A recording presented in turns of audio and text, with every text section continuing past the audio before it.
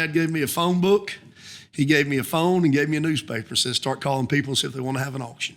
I'm like, who are you calling? Who do you say to call? Well, by the way, kids, a phone book is what we had before. So I've got a 28-year-old sitting back there behind the camera over there, okay? And I guarantee he has never used a freaking phone book.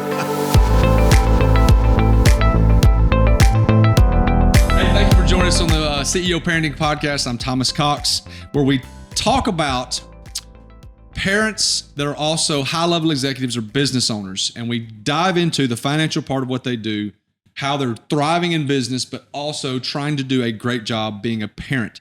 Because many times the job of being a business owner never turns off, and the job of being a parent never turns off. And yet we still have not talked about being a spouse. So my guest today is a great friend of mine who I met a little less than a year ago. His name is Lou Dempsey. Lou owns a company called Dempsey Auction Company. And I am not going to tell his story. What I'm going to do is just kind of ask questions. This is going to be very conversational that you guys can sit in on and just listen to how this guy is doing life and at a high level. So, Lou, thank you for being here. Coach, thanks for having me. It's good to be here. I'm so glad you're here. You know, so tell me about what you do. Like an auction company. We specialize in selling real estate. Of course, we sell equipment, firearms, anything that we can sell, but primarily sell real estate across the Southeast, from Alabama to Texas, Virginia, even into Florida. We're moving into Florida now, so we're licensed from Texas to Virginia, back and forth, and we also we just got licensed in Florida and opened an office down there. So how many offices? So your main office is in Rome. We have main office in Rome, and then Rome, Georgia. Rome, Georgia. And then we have a small office in another man's office. We have just a one room office in Panama City, and on Thomas Drive. How about that? And so we're just now moving into Florida. We've got we're selling some lots in Florida right now, and a big house in Gainesville, Florida right now. So everything you do is auctioned. Everything pretty much we sell is at live public auction. Yes. Okay, so let's go back to this. I've told this story a couple times on here about how we bought our lake house. How we met, how you bought it. And this is how we met. So I see my buddy Stephen Higgins sends me the link for the auction. He goes, this is kind of cool. He works in Gadsden. You don't even think you know this. I don't know. Okay. So I get the link and I go, this is awesome. I'm like, auction, what do I want to spend? Whatever. So I call the office, don't get nobody. And then I call, I want to say 3 days before the auction, and I get you on the phone. Right. You call back. Right? Yeah. And you said, I said, I'd like a private showing. He said, well, I'm going to be here Friday. Just come up Friday. So we came up the day before, and you walked me around. It was great. We hit it off immediately. Me, him, and Jackie all hit it off immediately. And then we bought and I was like, so there's going to be like a guy there talking fast. And it's Flipper, the guy. Flipper. That's exactly right. And so Flipper's from Georgia. It comes over and he does the whole auction. That's right. And Lou is holding my hand through this thing because I have never done an auction before.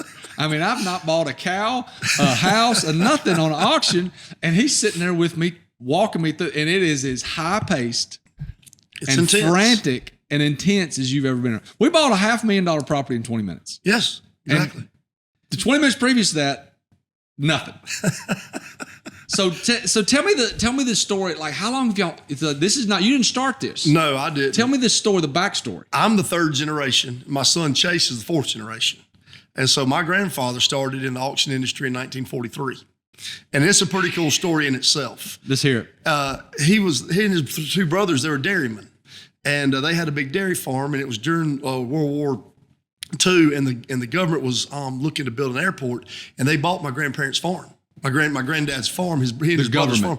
The government did to put where Richard B. Russell Airfield is in Rome was their dairy farm. And so they had like 100 acres left, and they hired a company to come auction their farm. They just had 100 acres left. They couldn't farm it. Well, when they came to auction it, my grandfather got excited. So he got out in the crowd eliciting bids, getting bids, and he got excited, and kind of like I do at the sales like I did. And the guy on the company said, hey, what are you going to do now that you sold your farm? He goes, I don't know, I'm unemployed. So that's how my grandfather got in the auction business, was they sold their farm at auction. And so we went from the dairy business to the auction business. So he sold his farm in At the auction. auction. So then what did he do? He went to this work. This is in 1943? Yes, sir. He went to work with a man named Buck Todd, and he went to work with him in his auction company. And Mr. Todd's son, Mr. J.L. Todd, and my grandfather later became partners, and they split in 1965. Was when my grandfather, and I have an uncle that deceased, that he died in 68. But my uncle and my dad and my grandfather started Sproul Dempsey and Sons Auction Company in 1965. Wow. And so that's how we went from the dairy business to the auction business. So your granddad started it. Your dad got in with him in 65. Okay, so tell me about from 65. Good Lord. So tell me about from there. So from 65 on, it was my dad and my grandfather. Then he had an older brother, and he passed away in 68. Your dad had an older brother. Yes. Okay. And he died of lung cancer, I think, in 68. Okay. And then I have an uncle who came in maybe 71 or 72, and he and my dad were partners for years. And I bought him out in 2017. And so you bought the uncle out, right? So it's just me and dad. And I had a cousin. It was no kidding. It was a sure enough family business. Me had an aunt, uncle, cousin, me, dad, and it was a family business. And so I bought my uncle out in 17, and now he's the real estate commissioner for the state of Georgia. Your uncle? He is. I talked to him on the way over here today, as a matter of fact. Okay, so 2017 wasn't too long ago. So tell me about your journey. So like high school, you went from Rome. Went to Darlington School. From there, graduated, went down to Auburn. Okay. And I knew I was probably going to be in the auction business or go to law school, one of the two. So I studied marketing. Whoa. Auction business or law school? That's a major difference.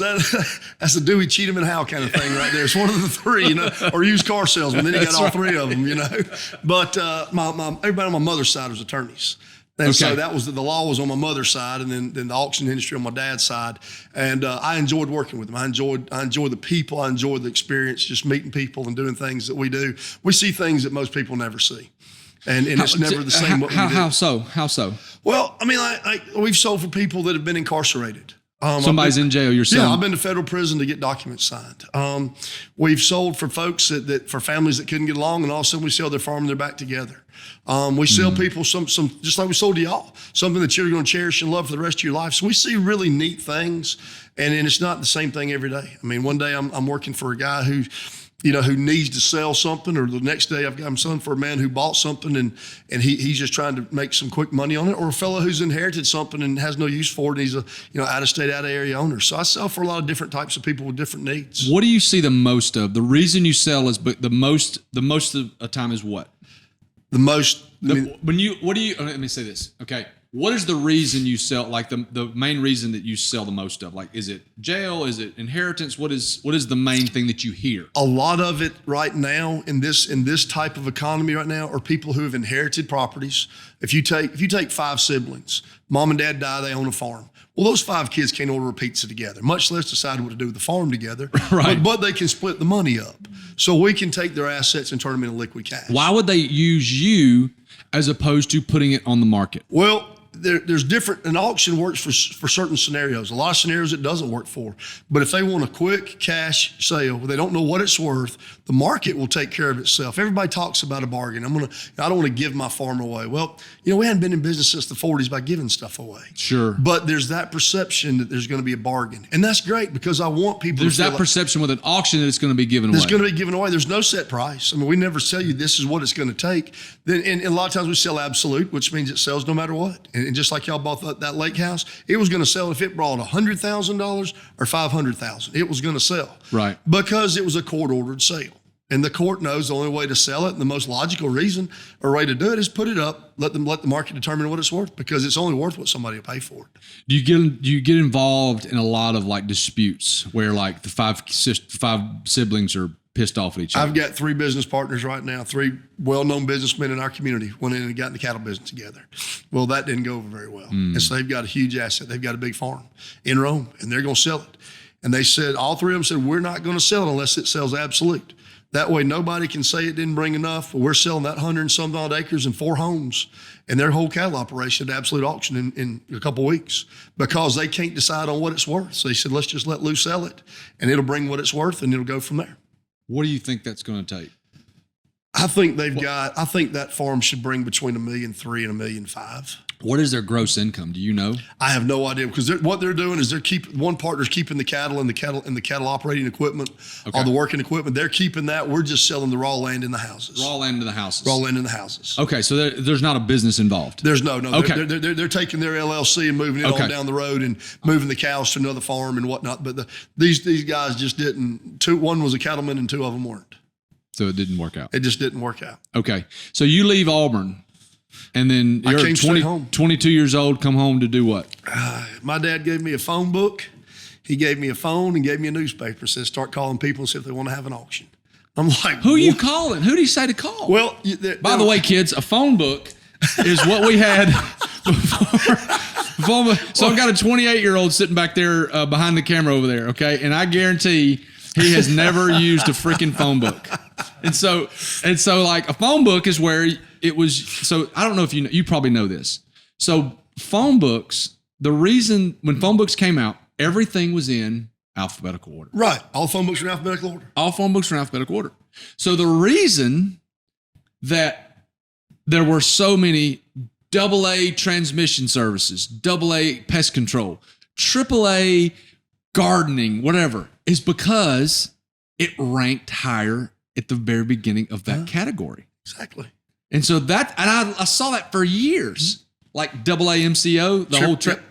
That's AA the Hong reason. Kong MCO, yes, sir. Yes, and I had no idea, but it's like the oldest marketing tool in the book, literally the book. So he gives you the yellow pages. It or gives me yellow book. pages, and it gives me there's a thing in the Atlanta paper called the Home Finder. And so every Sunday in the Atlanta paper would come out about all this land for sale across the state and then out of state. So I would go down there and I'd find something, 150, 200 acres for sale by owner. So I'd call them and say, hey, this is Lou Dempsey with Dempsey Auction Company. Have you ever thought about having an auction? Have you ever considered an auction to market your property? And I got a lot of whams. I got a lot of hang-ups, but if they waited or paused for a couple seconds, I knew they were thinking. And I wouldn't give them a chance to say anything. I'd say, hey, this is Lou Dempsey. Have you ever thought about having an auction? And if there's just a little bit of a pause, I'd say it's an excellent way to market your property. It's not a have to sell, it's a want to sell. And we specialize in selling land all over the Southeast. And then I would just say, hey, can I come see you? And I'd set up a time and I'd go see them and I'd buy them coffee. I'd go see them, buy them lunch, whatever it took, ride their farm, look at it with them, tell them what we do and see if it worked with they. And auction's a two-way street. I got to make sure that the client is a candidate and they've got to make sure that we offer what they need. And it has to be a perfect or a semi-perfect fit. So here's the lesson. The first thing I thought of. So 22-year-old just graduated from Auburn. What kind of degree did you get? Marketing management. Marketing management degree. Mm-hmm. The first thing your 60-year-old dad did was put you on sales. Yeah, threw me in the wolves. Put you on sales. So the lesson here is like no matter what you're going through, because like I'm a parent of 3, I have to sell bedtime. A lot. I have to sell what we're eating for dinner. I have to sell the fact that we got to get in the car, take your sister across town to do volleyball, and we're going to have a good time playing at the park. I got to sell that. A preacher's got to sell Jesus. Yes, sir. I got to sell food. You got to sell this. So the lesson here, in my opinion, is like, if you're not sure what you want to do, find a sales job because if you can sell, you can do just about anything. And that's what Dad did to you. That's right. I mean, luckily I was fortunate. My dad is really, really good at what he does. He's probably the best in this part of the world. He's in the Auctioneers Hall of Fame. I mean, is he really? He is. My dad's an impressive man. And I learned everything. I rode around with him. I listened. I didn't talk. I listened to everything he said, everything he did, because he knew what he was doing. From how old? How old were you? I started traveling with him when I was 10 years old. Wow. I'd go and put up auction signs, or I'd go to auctions and I would just listen and I would ride with him. And when I was 12 years old, I flew with him up to Collinsville, Illinois to sell a big industrial building. And I'll never forget, it was 1980, I think, 80, 81, whatever. And the guys that bought the building, they borrowed the money. And I'll never forget on the way home, Dad said, son, those guys just paid 21% interest to borrow that money. I said, what does that mean? He said, for every $100 they borrowed, they got to pay $21 rent a year to borrow that money. Or they're paying the bank $21 a year for every 100 they borrow, or $21 a year. And I was like, he said that's extremely high interest. That means that it costs you a lot to borrow money. When money's high, when it's cost a lot to borrow money, it slows things down. And I learned that when I was in 1980, 1981. And he knew what he was talking about. And I was blessed to learn from him because he was really good. So you sat in the car for 10 years, 8 years, 9 years, 10 years, and just listening and asking questions when it was appropriate. Always. I knew the look. I knew when not to say anything. Yeah. I'll tell you a funny story. Yeah. When I was in college, my dad and my uncle and these guys were buying a tract of land. And they were buying it from a big timber company. So I was in college, and I was pretty sure I knew what I was doing. And you know what I'm talking about, I know Coach. exactly you know what you're where I talking am. about. So we got this meeting. We're in a high-rise building in Atlanta, and we're at this big lawyer's office, and this big glass, Fancy. Fancy. I mean, I'm in there in a coat and tie, and these lawyers start kind of jerking us around. I'm like, hey, let me tell you something. We're not a bunch of hillbillies from Rome, Georgia. Don't you talk to us this way. And everybody just looks over at me. And I'm like, yeah. And I sat down, and everybody kind of looked at me like, what? And they went back to business. And so Dad doesn't say a word. And my dad, he was just very matter of fact. There was no beating around the bush. So we get in the car to go home, and I said, hey, by the way, I took care of that, Dad. He sat there a minute. He said, son, he said, sometimes, or most times, no, all the time, it's better to sit at the table and let them think you're an idiot than open your mouth and prove them right. And you did a great job of that, son. Great job. And I was like, oh my gosh. And so I didn't say another word the rest of the way right home. But he was right. Yeah. Sit there and just be quiet. One mouth, two ears. Okay, so you get through college, the phone book's in your hand, you're calling people, you're getting the phone slant, cold calling. Straight cold calling. Okay. And every now and again you would hit somebody that really wanted to have a sale. So I call this guy. I'm about 23 years old, and I'm not printing money. I'm not doing well, but I'm doing okay. Yeah. And I'm making a living. And I call this guy. He's got a plantation in Summerville, South Carolina. I see this plantation's for sale. So I call the guy. I'm like, hey, this is Lou Dempsey with Dempsey Auctions. I see you got this property for sale in Summerville, South Carolina. He goes, hey. He said, you know Sproul Dempsey? I'm like, well, my grandfather, my uncle. He says, the uncle, the one that passed away. I was like, yeah, that was my uncle. He goes, he was my fraternity brother and my roommate at Georgia. I was like, no way. That's incredible. Long story short, I go to Summerville, South Carolina, and back in the early 90s, I sell $1 million plantation off calling a guy at the paper who lived with my uncle at University of Georgia. They were Chi Phi's at Georgia. And I'm like, oh my gosh, so I can make a living out of the newspaper. Can. Out of the newspaper. How long did you call from the phone book in the newspaper? Oh, man. Probably 10 years. Are you kidding me? And I'll tell you what I would do. It got where once I started getting my book of business, when people knew that I'd have clients call me or refer me. I got with a bunch of attorneys. I got with a lot of probate attorneys and a lot of guys handling estates, and they knew that if they call us, we handle it all, just like the property that y'all purchased. Right. We went in and took care of the whole thing. We got it cleaned up. We got it ready for sale. We're one-stop shopping. We take care of it all. All you got to do is come to the sale and come to the closing for the attorney. Okay, so I'm going to show. Did you get before pictures when you walked up to our property? No, I didn't. I should have. And you should have seen it before you saw it. This was a personal friend of ours who owned this property. Oh, the Watsons? Yeah, the Watsons. See, Dad, Mike, the guy who owned it, the brother, he plays golf with Dad, and we're good friends. And you talking about the guy we went to closing with? Yeah, Mike, yeah. Oh, I didn't know y'all were friend buddies. Of ours. Yeah, we're I friends. did not know that. Okay. And so he called us and said, listen, my dad's place is in rough shape. He said, I've got a relative living there, and they're not looking after it like it needs to be. We need to sell it. There's a minor child involved, And so the first time we went to look at it, my dad's like, we don't know what we can do with it. And so I was like, well, I know what we can do with it. We'll call the crews in there and bring the dumpsters in. And they spent, and the estate paid the money to get it cleaned up, but it made the sale. I mean, nobody would buy it looking like it did. Sure. I mean, it's just, we like to sell the old wow factor. Yeah. I don't want you to walk up and say, oh, wow, look what I got to do. I want you to walk up and say, oh, wow, look how fun this is going to be. Yeah. How this is going to improve our quality of life. And that's what we did. That's what exactly y'all did for us. Okay, so tell me about this. Let's talk finances a little bit. Okay. So, and I don't care to tell people what we paid for it. So, what was it? It was an absolute auction. No matter if you sold it for 100 or 500, it was going to get sold. The court ordered it to be sold. Okay, yes. So tell me how on the sale you get paid, because that's something I don't know. I do have I went through the process, so I kind of know. So tell me the process of how Dempsey Auction gets paid. There's a lot of different ways. Okay. The way this particular sale. Yeah, just talk about mine. There was a 10% buyer's premium. Okay. So, and we advertise that. We don't try to, it's not a hidden cost. We sneak in. We advertise it's a 10% buyer's premium. Explain that. Okay. So what that means is whatever you bid, there's a 10% premium added on top. So if you bid for say numbers 400,000, then you know that there's going to be a $40,000 premium for a total purchase price of 440. So that's our commission. It's just like a real estate commission of 6% instead of 10%. Yep. And the buyer pays that on top. So we announce that, we advertise that, we make sure everybody knows that. So you figure that into your bidding. I mean, I don't want you to be surprised in the day and say, well, what's this 10%? I want you to know going in what it takes to get it bought. Right. And so like the estate, they paid for the marketing of the property. They paid for the advertising, the signs, the crew, the cleanup. They paid for all the cleanup. They paid for all the advertising. So they paid for the advertising, the expenses of the auction, and then the buyer pays the commission. Out of that commission, we pay our salespeople, we pay anybody outside realtors that are involved, and we pay all that out of our commission over there. Okay, so you talked about briefly with me privately how much it took to clean that property up. It was a lot. We hauled, how many dump trucks did you say? I think we hauled 12 dumpsters out of there. And that was after some of the family members got a lot of the scrap out of there. There was a lot of scrap. And Scrap, what do you mean? Just metal. They could take scrap metal to the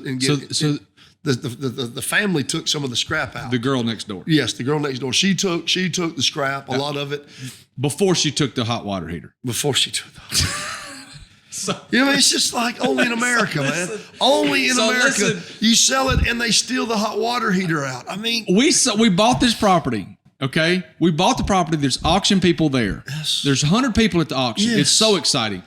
She is still living in the trailer. There's a trailer that we have turned into a magnificent place. Unbelievable. It's like Lazarus. You brought it back from the dead. We brought it back from the dead. From the dead. We had to because it was grandfathered in. It was built in 1970. Yeah, it made a lot of sense. So, but when she was asked to leave, she took the hot water heater. See, we had never been in the house. I was afraid. I did not want to go in the house because she had those dogs in there, and I knew we'd get fleas. I mean, I just really knew. Oh, yeah. And sometimes fleas are the least of your worries. I have had bed bugs, too, in the houses. So, but I just didn't know what it was like in there. But what y'all did in there is unbelievable. But you did the right thing by leaving the trailer there. Well, after the laws and talking to you and just the different laws, I mean, we were so close to the water that in order for me to build, I would have had to tear down, which would have been expensive. Yep. But then to build, the codes or the... You had to build up and out and with the health, with environmental health. You did the right thing. Yeah, I think we did too. So you get the place cleaned up. So, but the state pays the people that sold it paid all the fees. So if it costs you 12 dump truck loads or 12 loads, let's just say they spent about $10,000 cleaning it out. So they spent $10,000. You didn't pay that. You didn't buy any of the signs. You didn't do any. They paid what I did is I made a deal. When I sell for the court, I have a set fee I charge the court, and it's a lower fee than what I charge most. But the court knows that I'm going to do that and then some, because the bottom line is the more money it makes, the more you make. So I mean, we're an incentive based business. Yeah. So we're not going to shortchange, and I just charge a nominal fee. You charge a fee to the court. Or to the estate. To the estate. Yeah. And then we pay the 10% buyer's fee. And then we pay everything outside of that. That's correct. But they paid for the dump trucks and the correct. cleanup. No, the cleanup expense is something totally different. And they paid for all that. They paid for all that. But that's in the order. I mean, in that order, there was an order specifically giving us authorization to clean it up. And you had you did not have to check with anybody on the cleanup. No, we talked to the attorneys going into it, and we made them a proposal, and they had the proposal of everything we would do and what we suggested. They made that proposal part of the order.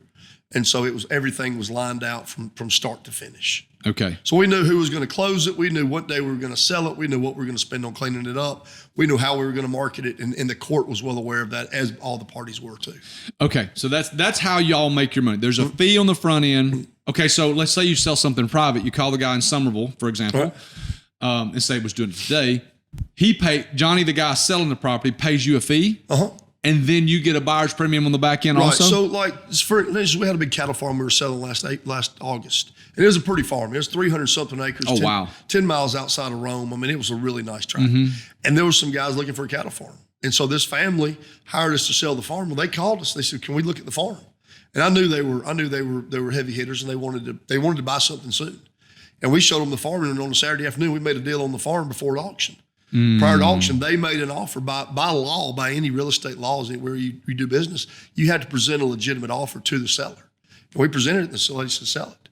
And so we sold it prior to auction. Wow. And that's happening more and more. Since 2020, we've sold more property prior to auction than any time ever before. Could I have bought my property that way? No. And I'll tell you why, because it was ordered by the court. So by the court ordering it, both parties had to have a chance to bid on it if they didn't think it was going to bring enough. If Mike's side didn't think it was bringing enough, he could bid on it and make it and buy it himself. If he didn't think, and buy his sister-in-law out. So when court ordered stuff is really, you can't hardly do it. But when it's ordered to sell at live public auction by court order, you can't hardly get it bought before the sale. Okay, that makes sense. So let's talk through the technicality of our auction, because a lot of people, when I explain it, a lot of people don't understand it. Okay. So there was two lots. Two lots. We bid on the first lot, the bigger lot. Right, the big lot. And we won that bid. You bought the big house in the acre and a half or 2 acres with the big house. But then you did another auction. Went through the whole process again. The second offer on the smaller tract with the mobile home. Yes. The mobile home is small tract and maybe the boat ramp and what have you. And we didn't buy that one. You didn't buy that one. And then we put it back together. So when you say put it back together, explain that. We offered it. There were two tracks. We sold track 1 first, then track 2. So Thomas owns track 1, Johnny owns track 2. So then we put track 1 and 2 back together. We add what they brought and added 5% raise. In order to bid out either the original bidders, you have to raise it at least 5%. That's the way our business model is. And so anybody under the tent or on site could bid on that property and take both bidders out and buy it as a whole. So Thomas bought property 1, Johnny bought property 2.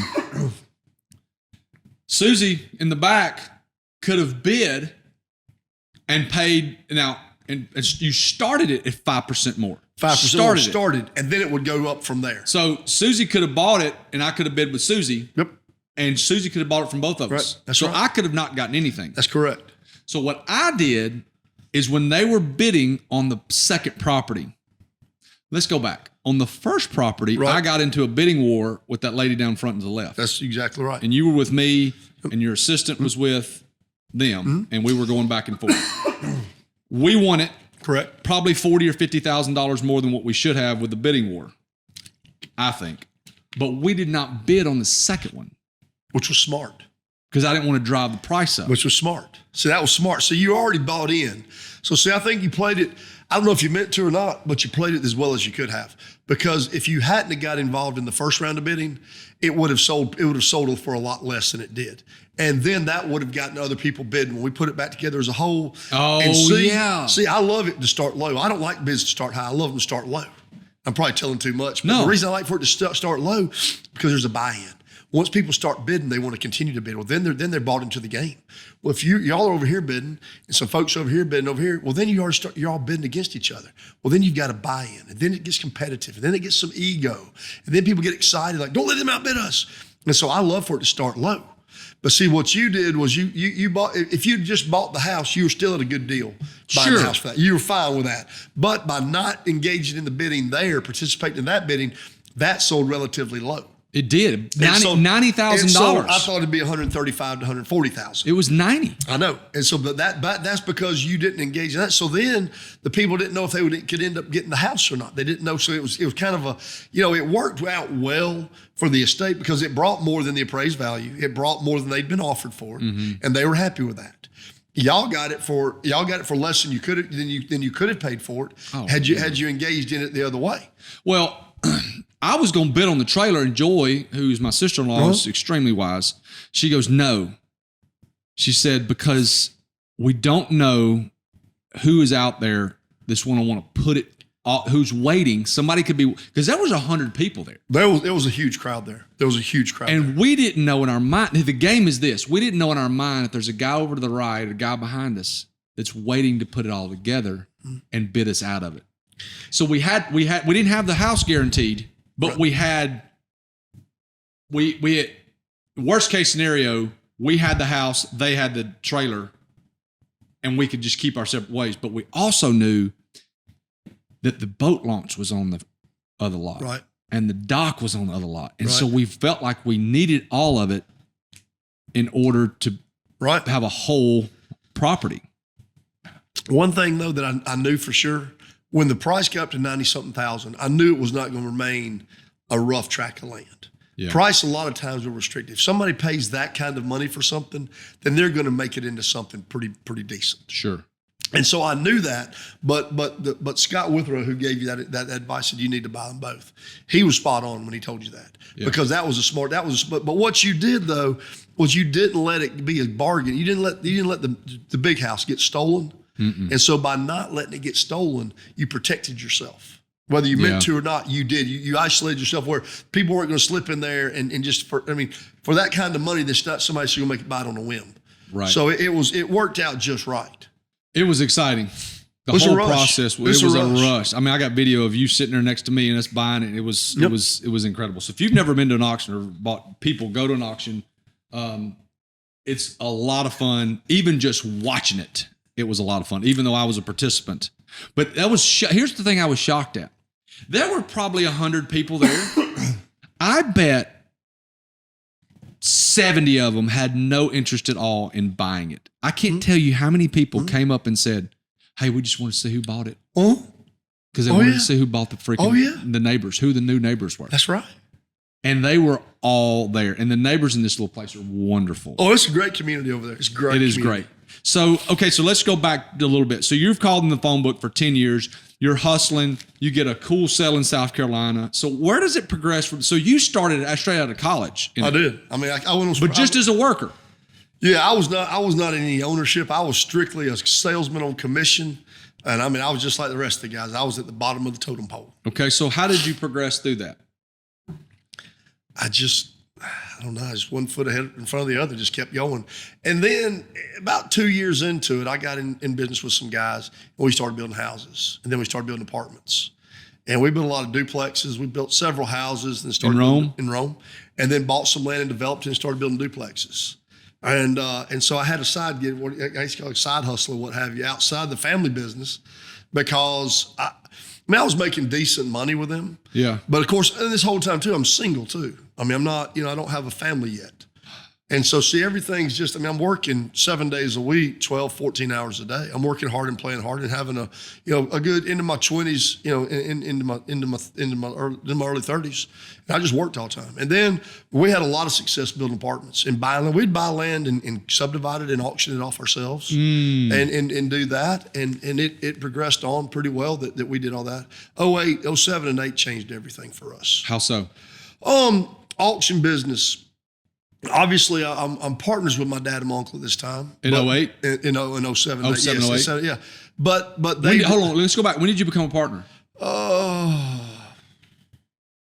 Maybe 01 or 2. So in 01 or 02, economy's... Oh, we're booming. I mean, we're selling $50-60 million a year, having 130 auctions a year. I was in Texas in 04, 03 and 04. I was in Texas for 7 to 8 months. Selling land. Okay, so you become a partner in 01, 02, 08. What changed in 08? I mean, obviously I know the economy. Everybody that we had sold to all of a sudden needed to be having sales. The problem is everybody paid these prices. In 07, when the correction, recession, depression, whatever you want to call it, happened, prices went from here to here. Banks are failing. They're not loaning money, they're calling notes due. And so all these people a lot of folks that we had sold to needed to have sales. We're building houses, apartments. We started a bank. Me and a couple of guys started a bank in oh my gosh, 05 or 06. Yeah. Me and 4 other guys raised $20 million and started a bank. Wow. The bank's still going. River City Bank in Rome. Is it really? Still doing well, yeah. I got off, there's out of the 5 of us, 4 of us are off the board and gone. But one guy managed to. Is he doing well? He's doing great. The bank's doing great. Great bank. They're doing well. That's incredible. It's just. We started a bank. We started a bank. What? We did. I don't know anybody that's done that, Lou. Well, I didn't, we'd always kind of wanted to do it, and we had always thought it'd be a pretty cool thing. Okay, so let's do. Okay, so I'm kind of all over the page. I want to go back. So like, you're working for your dad, selling auctions and things like that, but you're also developing. Mm-hmm. Let's talk about the financial part of that, because to start a freaking bank, you got to have some cash. Yeah. So I learned this the other day, and I heard this the other day, and it's so true. When you're single and no kids, and you immerse yourself in the work, you have a chance to do a lot of special things, meaning like make a lot of money and learn a lot. Yeah. No doubt about it. You did just what I did. Now I did a different business than you. I was football. You were business. But the amount of things I learned, and even the money I made when I was single was a lot because I wasn't the amount of money I kept. Right. Because I wasn't doing anything. Right. But talk to me about the financial part of how you grew financially through all that. We just were blessed. Our auction business was very good. Had a great company, great team. Everything we touched, we sold. I mean, for the most part. And then my partners over here, my best friend from first grade, he and I started a construction company, and we built some houses, some high-end houses. Okay. 5, 6. When you talk about building homes, did you like physically hammer the nails and stuff like that? He was a licensed contractor. I not only said provide the money, but I was kind of the backing, and he had the expertise on building big homes. We built some big homes, and then my other partner, we developed subdivisions with duplexes. Duplexes are a big thing in Rome, and Really? then we built some commercial buildings, some industrial buildings, and bought some other stuff. Bought a big farm, and it was the luckiest thing to ever happen to us. We'd buy this farm, and we were going to cut it up and auction it off. We had it subdivided in 30-something tracts, and we slide the owners a check for $1 million, and the owner slides a check, a letter over, says, "Oh, the DOT wants to buy part of your farm." Well, my partner turns ashen white. What now? Say it again now? The DOT. Department of Transportation. Well, we're going to put the new Rome bypass through this farm. We didn't know it. And so we slide them the check for $1 million for this farm. Of course, it's from borrowed money. Yeah. We slide the check over to them, and they slide us a letter and say, "Oh, the DOT wants to talk to you about buying your farm." And I'm like, oh, because we bought it. I mean, we had to scrape together the money to buy this thing, and we do, and we're going to have a quick flip on it. Figure we're going to make a little money. And we ended up having to hold it for a little bit longer, but it really worked out great with DOT. But that's the kind we were just doing some side hustle. We were just trying to make money doing anything that we knew how to do. Okay, so here's the technical question I have. So there are a lot of people out there like you that want to do something that you did. So you've got this job working for your dad at the auction. Right. How did you get the money together to be the quote unquote backer in the starting of this construction company? I saved. I mean, like I said, I didn't live in much. I mean, I bought several houses. I'd live in them, fix them up, and I'd sell the house and move into another one. Buy it, fix it, fix it up, what have you. Yeah. So I made some money and I saved up. A little bit of just, I mean, you didn't have huge windfalls. Whoa. You just kept invested. And like I said, luckily at the time I had good credit, and the bank knew that we knew what we were doing, and we had a good track record at the bank. And we'd borrowed literally millions of dollars to acquire and develop this land and build these. We built one time 70-something duplexes. Oh my gosh. And so, I mean, we built, and we had a build. I mean, it was cookie cutter. I mean, we knew what we were doing. It was a very calculated risk. And 28 of them we had sold before we ever broke ground. Wow. So just go back to 2007, 2008. You said everything changed. What happened there? The economy tanked. And we had one building we rented, just for example, Suzuki. And we had it was a substantial size, 30-something thousand square foot building, clear span. Suzuki was directly across the street. They were making four-wheelers. And it was stacked from floor to ceiling with four-wheelers in boxes. Well, in 07, 08, people quit buying four-wheelers. So what does Suzuki do? They quit making four-wheelers. So what does that mean? They don't need our space. And in their lease, they had a 30-day clause where they could say, "Hey, we're gone." Well, they were gone. And I mean, it looked just like it was brand new. When they left, they didn't leave a thing. It was spotless. Wow. But we had a big note payment. Big payment in a big building. And then we had some other buildings come vacant, and it just, times got tight. And where you're talking about having a job with my dad and working with them, that job allowed me to do what I did over here because I made enough over there to work over here in these other deals we were making, other things we were doing. I was making enough over there to help me supplement, do that over there. Either borrowing money or paying for it, one of the two. When did you get out of the construction? Are you still doing anything with construction? No. When did you get out of that? In 07. We quit doing, we got done. 07, 08. Wow. Okay, so you're a partner at this point. You said people that you had sold to were now wanting to sell. They were. So you were making money twice. Well, the problem is a lot of them had borrowed money. And see, in 07 and 8 and 9, people didn't really think it was going to last as long as it did. So expectations were still high. So if I sold a man a tract of land, and I'm just using round numbers for $500,000 back in 05 or 06, well, it was probably worth $350 on the market at that time.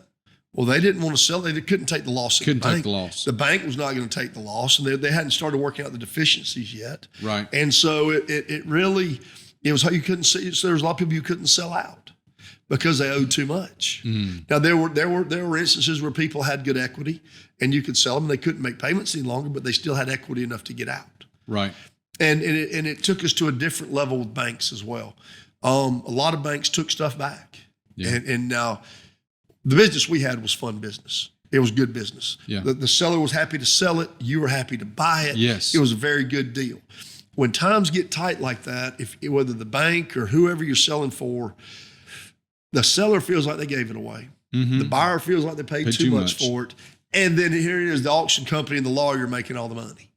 And it becomes just the hard reality of hard business. And you have to be the messenger and tell a lot of people, hey, this is what your property's worth. I paid for it. I'm sorry what you paid for it. Yeah.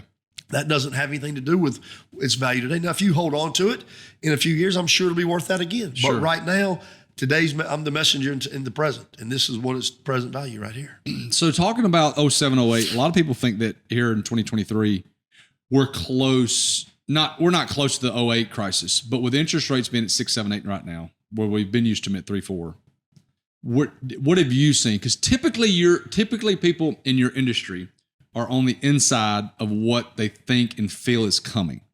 Tell me what you think. Again, just an educated guess. I'll tell you, we sold 32 townhouses in February.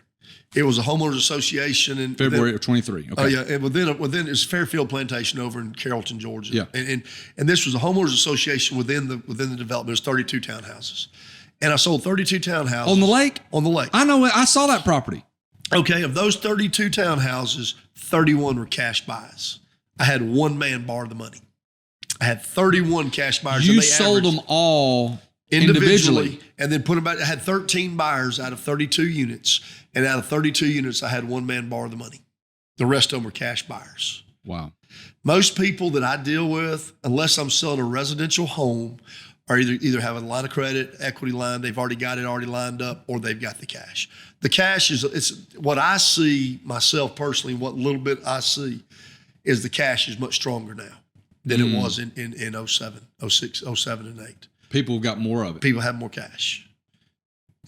The advice a great friend of mine gave me probably a month ago, and we're filming this June 1st of 23, is he said he has liquidated a bunch of his stuff because he feels like something's coming in the multifamily space where you're going to be able to get things. Because a lot of times when you buy commercial, if you buy on a note, you buy commercial, you buy the 5-year term. Yep. It's amortized over 20 or 25 years. The terms come and due. The terms come and due. Terms come and due. And if you get a term at 4 and it comes due and it goes to 8, there's no cash flow. The numbers don't work. No, it doesn't. So he feels like there's fixing to be a turn in what we're doing. I feel that is too. I'll tell you what I equate it to, Coach. You go fishing and you see a little shad or a little bait fish jumping out of the water. Right. Because something big's under the water. I feel like something big's under the water. And I don't know what it is. I don't know if I don't think we're going to have what we had back in 07. I don't think so either. I don't think that's coming. I don't see a lot of people borrowing money to buy a house and getting money at the closing. I saw a lot of that where everybody gets checks. Hey, everybody's getting a check. Woo! Look what that got us. Yeah. But I see a lot of the bankers, a lot of them learn from their mistakes. Yeah. A lot of bankers did. I think a lot of borrowers learn from their mistakes. Yeah. Now, I say that, and then I hear people paying $10,000 over list on a sticker price on a car.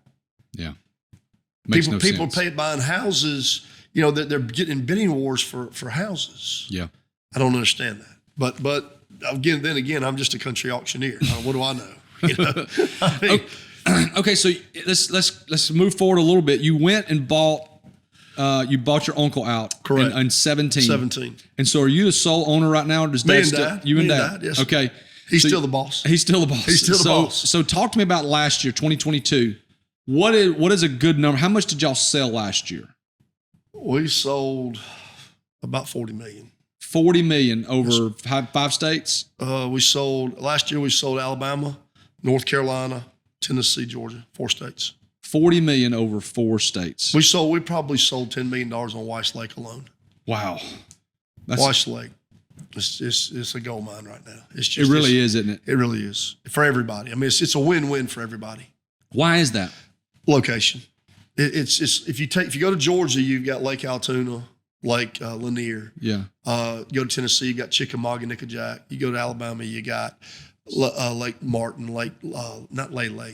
Smith Lake. Yeah. Those prices are so high. They are. Weiss Lake, everybody's always considered it, just a muddy, crappy, crappy fishing. Yeah. Just a fishing lake, which was fine to me. I grew up on Weiss Lake. I love Weiss Lake. I've always had a place on Weiss Lake since we were kids. Right. My family's learned to ski, jet ski, everything on Weiss Lake. We love it. Right. But it was just kind of a secret because everybody says, it's shallow, it's got stumps, all this. Well, now they've realized that prices are so low on Weiss Lake that it's a bargain. I mean, people from Chickamauga or Nickajack come down and see what prices are on Weiss. They can't believe it. What's wrong with this? Yeah. Well, nothing's wrong with this. It's just the price, it's the market. Wow. It's a great area. We love it because it's an hour and 15 minutes from our doorstep. Yes, sir. We can be there from Trussville, Alabama to the door in Cedar Bluff, an hour and 15 minutes. From my house in Cave Spring, Georgia, it's 29 minutes to my front door at Weiss Lake. That's great. And what I love about it, it's a small town. Yeah. There's not a whole lot of commercialized in it. And that's great. I love it. Yeah. I know everybody's, because I do business in the center too. Sure. But it's a great small community. Right. And obviously the problem you have is people that come from big areas think that everybody should conform. Don't come to Weiss Lake and tell everybody how you do it. Come find out how they do it. That's find out how life is. And it's a simple, very enjoyable, very, very high quality life. Yeah. At Weiss Lake. The little bit we've been there so far has been wonderful. People are phenomenal. Yeah. And what I really like to see too was great this weekend, water patrol everywhere. They're starting to crack down on the jet skis and the crazy, and that's good. I mean, it's great. It's great, and it's really a high quality way of life. Talk to me about the business part of what you did. So sounds very similar to me in the 20s, even probably your early 30s, just working your absolute face in the dirt, making money, being successful, doing great things. Tell me about when you first met, your special someone and you had a kid. Tell me about that. Everything changed in 2004. Okay. I was out in Texas. Okay. And we were blowing and going. And I mean, I didn't see another auction sign the whole time I was in Texas. We were selling. There's a lot of difference in the zeros for land in Texas than it is out here. And the folks have more zeros. And we were in a position to I just about had a big deal worked out where we could make enough to open up an office, and we're going to be Diboll, Texas, which is eastern Texas in the kind of the hill country, what they call, right outside of Houston. And so Missy was pregnant with Georgiana. Okay. And this is April the 15th of 04. Okay. On the 17th, I was flying out to Diboll, and I was going to make the deal.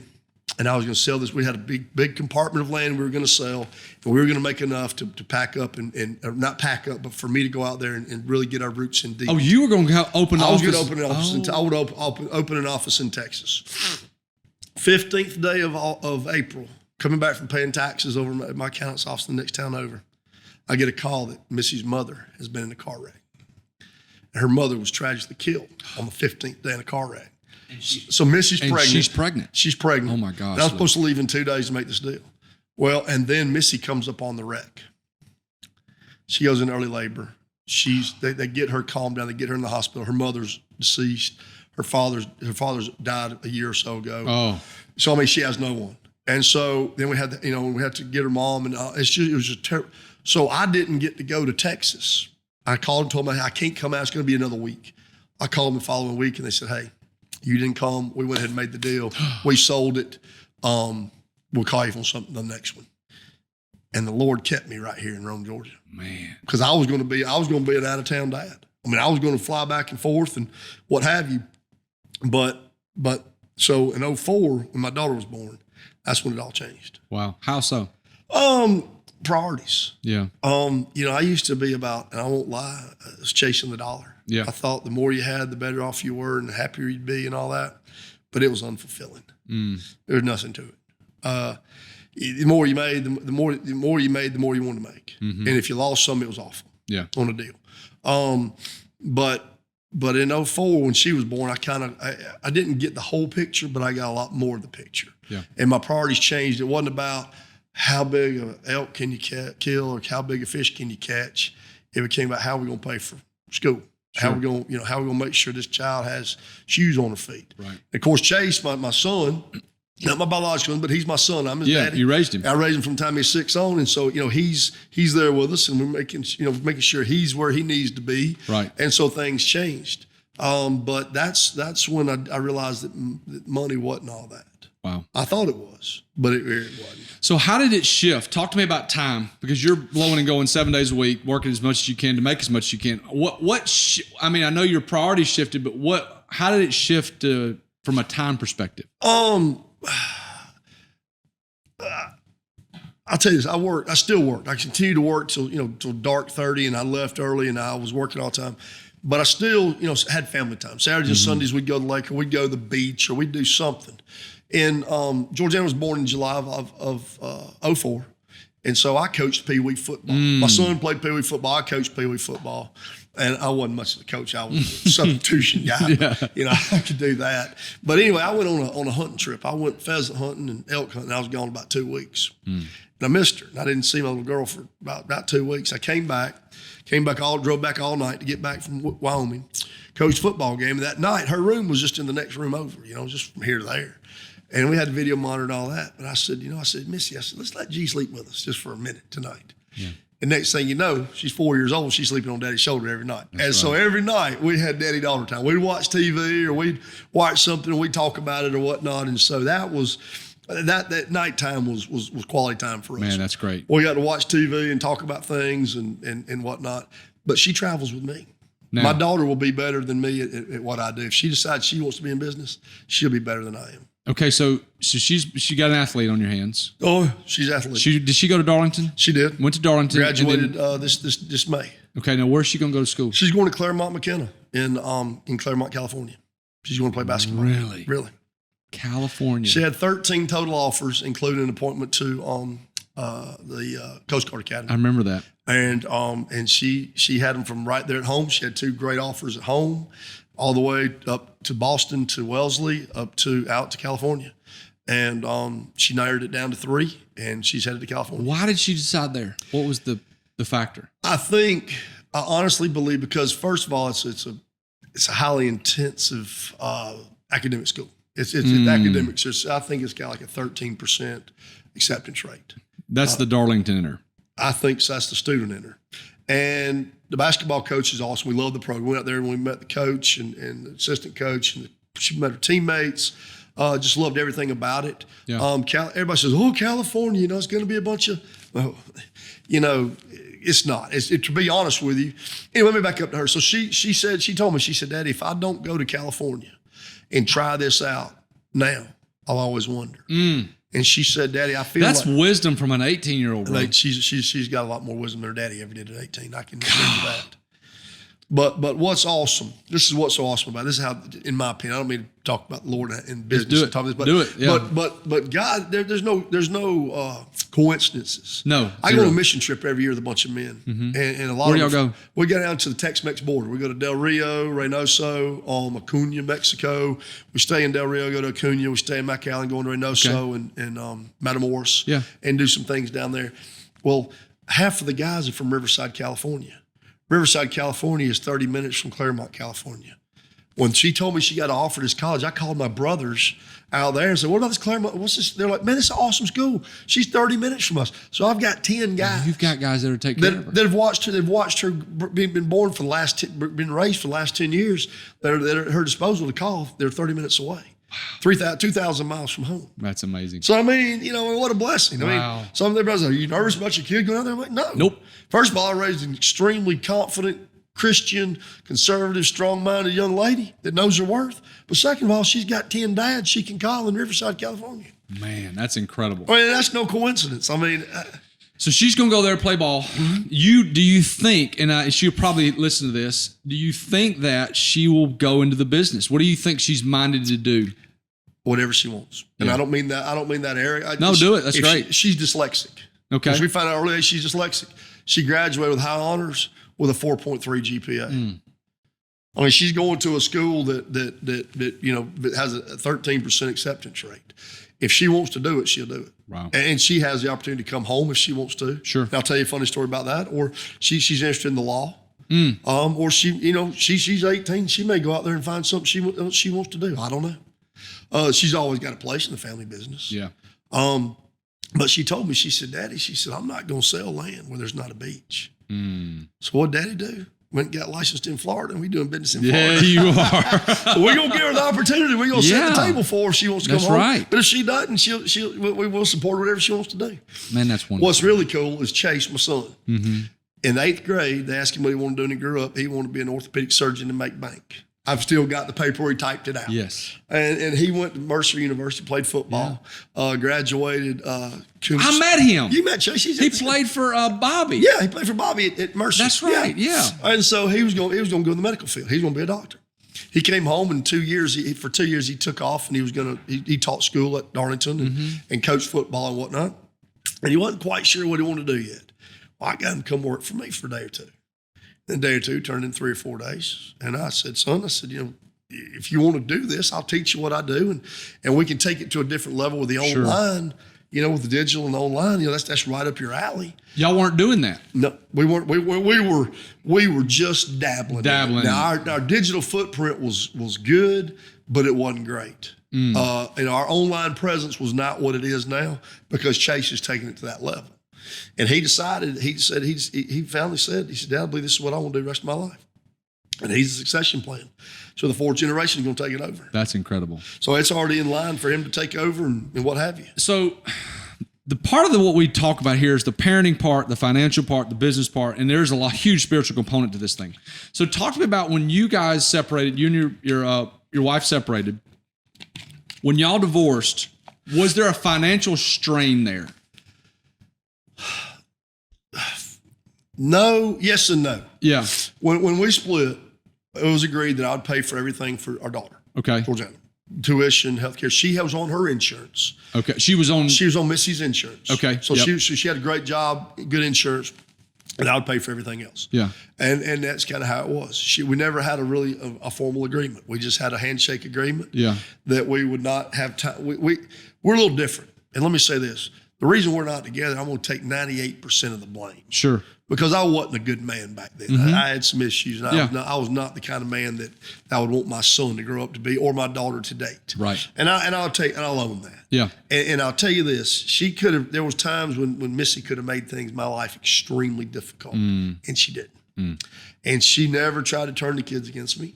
Yeah. She never had anything ill to say. Now, she and I might not have a knockdown, not literally, but have a pretty good row about something, but it was always a united front. Yeah. And to this day, we're best friends. Man, that's incredible. And we're like partners. She got my power of attorney. She's executes my will. She's on every bank account that I've got. I trust her with my life. She trusts me with hers. We do really well this way. Separated, yeah. Wow. And we're like, we didn't sit together at basketball games. We sit wow. we sit across the gym. Wow.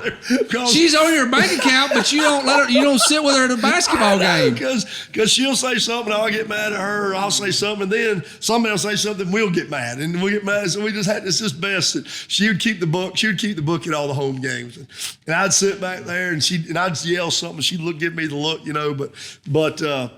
but when we split, was in, I want to say 11, I think it's 12, probably 12. And things were very tense. Yeah. And it was not all good.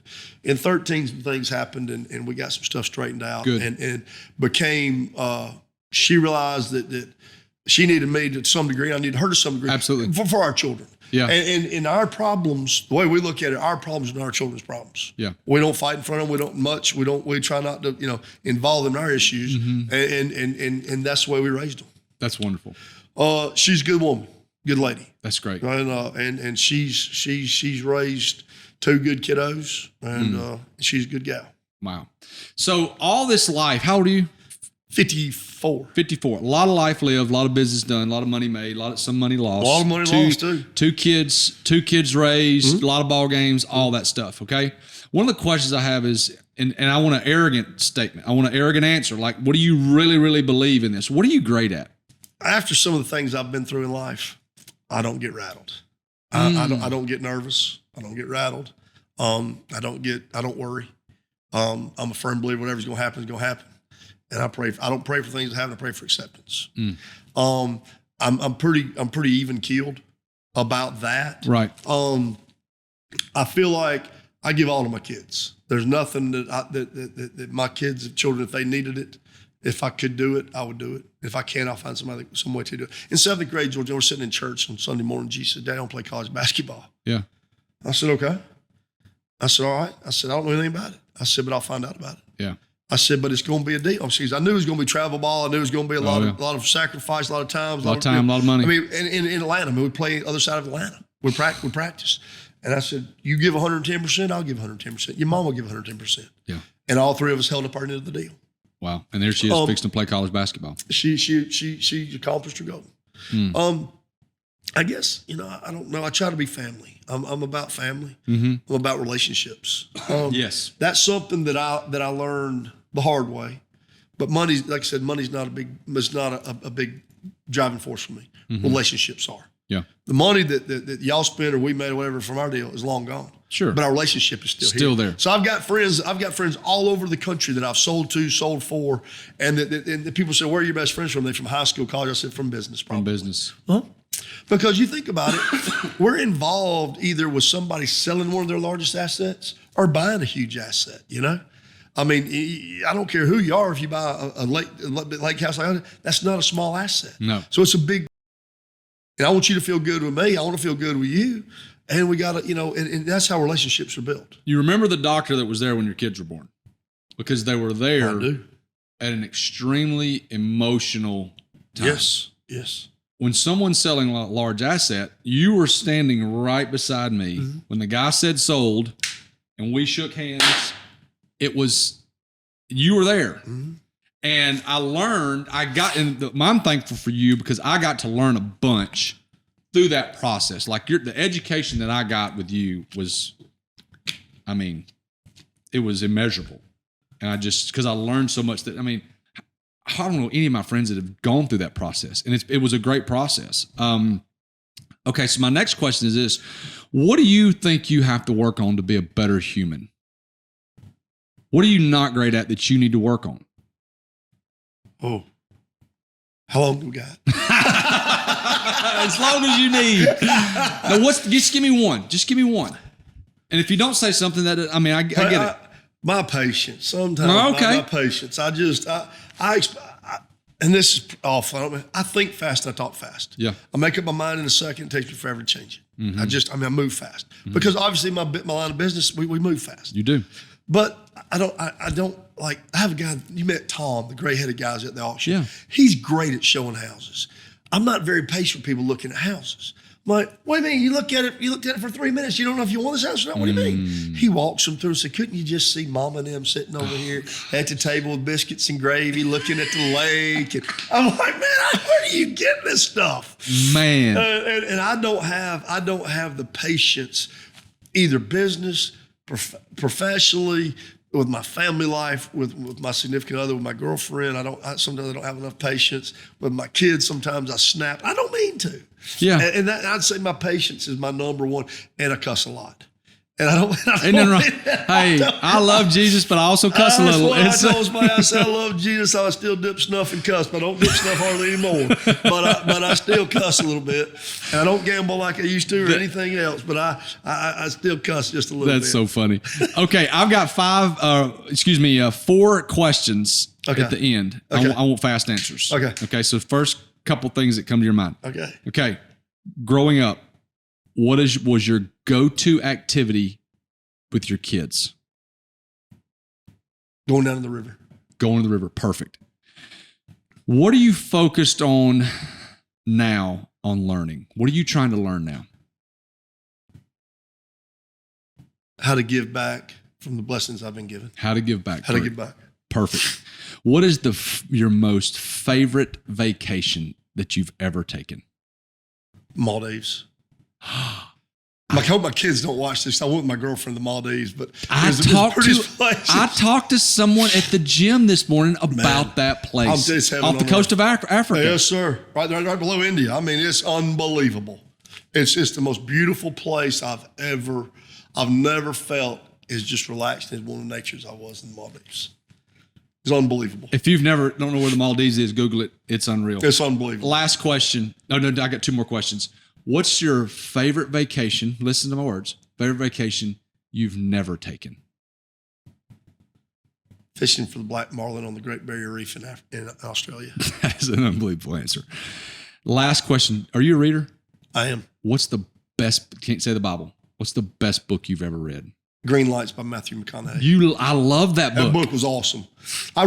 Did you read it or listen to it? I read it. Okay, me too. I'm not an audiobooks guy. My problem with reading is once I get in it, I can't stop reading. And I don't care if it's fiction, if it's nonfiction, if it's an autobiography, whatever it is, once I start. But I love to read. And I believe Green Lights was as real a book as I've ever read. It is a very real book. It's a great book. He's a real dude. So, All right. That's so good. So they say that he reads the book. Like on the audio version. Oh, yeah. I will yes, listen. I've heard I that. will listen. Now, I'll say this. I've gotten out of listening to books in the last probably 2 years. Previous to that, I listened to a bunch. Right. But I also been schooled on the fact of like, is it better to read a bunch of books or is it better to read great books multiple times? And right now, I'm on the back end of this year. So I'm committed to this year. I'm going to read. It took 6 months, and I read new stuff. And I'm taking the last 6 months, and I'm going to read the great stuff that I've already read. How do you consider what's great? What you've already read? Stuff that I've already read that I tell people about. Stuff that I've already read that is absolutely wonderful. Okay. And I think one that you would like. It's a book called The Wealthy Gardener. A Wealthy Gardener. It's phenomenal. And it's a story, it's a parable. Right. But it's also told from a guy that's a chiropractor who owns his own business. Right. But he's writing letters to his son in college about how wealth and life and just the way that life is, how it all goes together. He talks about giving. He talks about wealth creation. He talks about business. He talks about family. And he intertwines the parable with real life. It is wonderful. Quick question for you. Mm-hmm. Have you read The Energy Bus? John Gordon, yes. I've read it 3 times. Really? And I tried when I was in the process of buying my uncle out or working that deal out, I read The Energy Bus.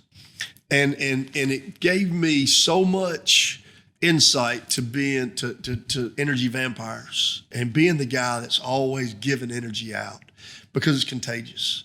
And being a leader of a company as I am, and I have such an incredible team, but there's always got to be a leader, and I guess that's me. Sure. But I believe they feed off of my energy.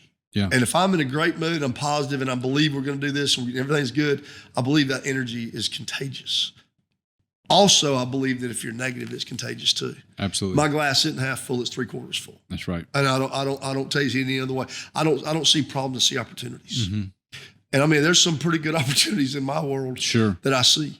But I just believe that people feed off of positive energy. Wow, I agree with that. What as we close out, what questions you got for me?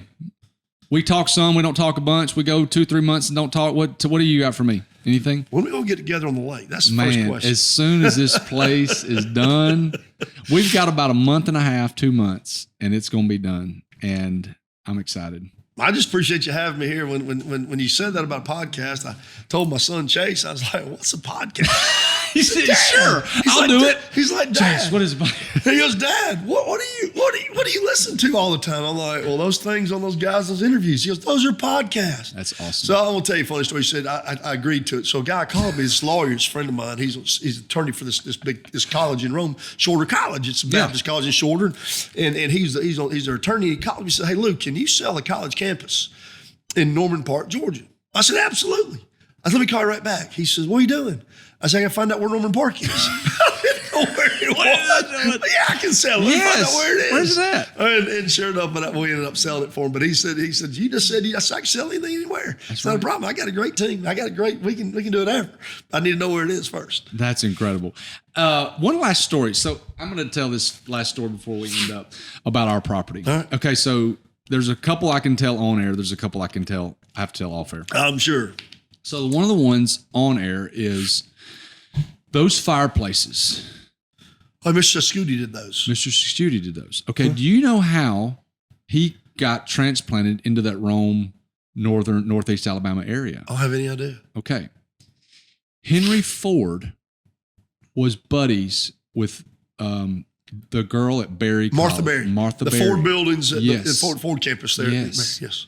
So the Shishooties did a building in like North Carolina. Uh-huh. And Mr. Ford walked in the building and loved it and said, "Who did this building?" Found out that it was the Shishooties. Siskooties. And he got him to go, because he was buddies with Martha Berry, Right. and got them to build these buildings at Berry College. They're phenomenal. I mean, it's the most beautiful. Remember Clash of the Titans? Yeah. Was filmed right there. A lot of it was Yes. filmed right there at the Ford buildings. So he builds those. Okay. And then the family ends up living in that area. Brad, the grandson, lives 2 doors down from me. Yeah. And so we've got these masterful, beautiful fireplaces in both homes that were built by them, who was a master brick mason from Italy. The Siskooties were well known, like the Huthers with their ironworks in Rome. The Siskooties were known for their masonry work, and the best around. If the Siskooties did it, it's unbelievable. It is, and it's I mean, they're masterful places. But I had no idea that guy got there because of Henry Ford. And that's how we ended up getting our places. So there's a lot of cool history about that area. It really, really is. But the Siskooties, without a doubt, and you know what? Every one of their people are good folks. Good people. I know all of them. Brad's taking care of me. They're good folks. Brad's taking care of me a lot. Good people. So I'm really appreciative. Hey, Lou, listen, this has been wonderful. Tell people, because there's got to be someone out there that is intrigued, that knew nothing about the auction business, that listened to this, is inspired. Where can someone find you if they want to look you up, give you a call, give you an email, whatever? DempseyAuction.com. Dempsey is our website, or we're on Facebook, or DempseyAuction.com is just the easiest place to find us. We got our bios on there, what we've sold, what we're selling. We've got live video, everything you need to see anything about us is at DempseyAuction.com. Perfect. Lou, thank you so much. You've been great. Thank you, Coach. Anybody out there who's listening to us, please, if you have any questions, please email us, thomas@thomascox.co. If you need me to get in touch with Lou, I can certainly do that. Last thing, gentleman's agreement. If you've gotten any value out of this, out of Lou, we'd love for you to subscribe, whether it be on Spotify, whether it be on Apple iTunes, or if you're watching this on YouTube, please subscribe. It what helps us, because we do this for absolutely for free. Thank you so much, guys. Hope you have a wonderful day.